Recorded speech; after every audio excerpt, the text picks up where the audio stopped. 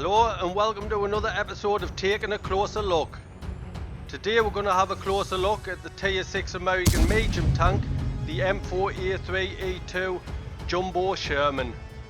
We'll have a look at its armour profile and the way I set it up, and we'll compare it to its closest rivals.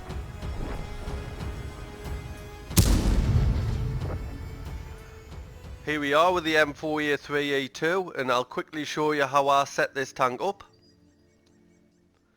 I use the level 5 turret here. As you can see, the armour 152 all around, but your view range is only 330 compared to the tier 6 turret you can get, where the armour is 63 all around, but your view range is 370. You could use this top gun, the level 6 gun, 128 penetration, 115 alpha, but I use the derp gun, this level 5 one, 53 penetration with 410 alpha, but you have to penetrate with that. So let's have a quick look at the armour. Here's the armour profile of the E2 with that top turret.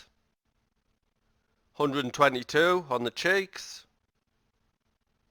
90. Seems to get bigger as it goes back.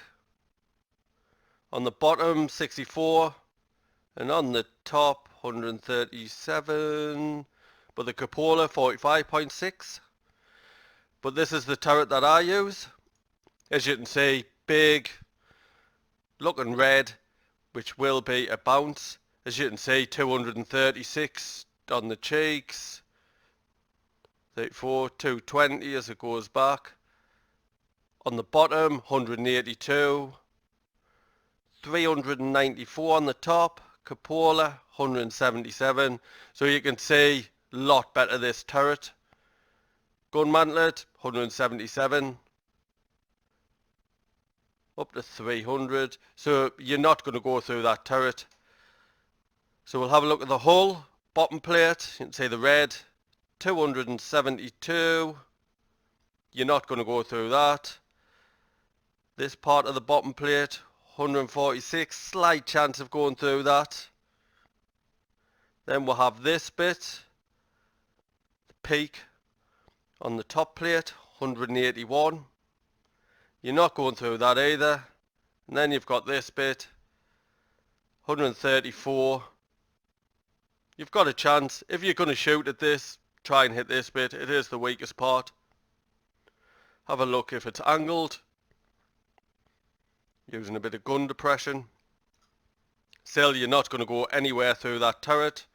Bottom plate, got no chance. Nearly up to 300 there.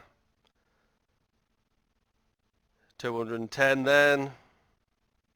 Top plate, you're not going through that bit of it. Nearly 300. This, 200, you're not penetrating that. Side bit. If it's over angled like this, you've got a chance, you've got to hit that. Anywhere on the front, you're not going to penetrate. So let's compare it against its closest rivals. I'm going to compare the way I set the E2 up to the E2 with the top gun and the top turret. I'm also going to compare it against the EZ8, which is another standard Sherman tank in the tech tree at level 6. As you can see straight away, DPM. You can't really take that into account because it is a derp gun and you're going to get splash damage. You're not going to penetrate with 53 penetration all the time. So don't take that into account. But you can see that E2 and the EZ8 has got the same gun. You can carry a lot more shells, but I wouldn't worry about that. 70, 71 is fine. Gun handling is the worst the way I set it up, but it is the best on the EZ8. And you also get 12 degrees of gun depression on the EZ8, where it's 10 on the E2. Mobility is the worst the way I set it up, but that's due to the power to weight ratio with all that added armour. But it is the best on the EZ8, a lot better.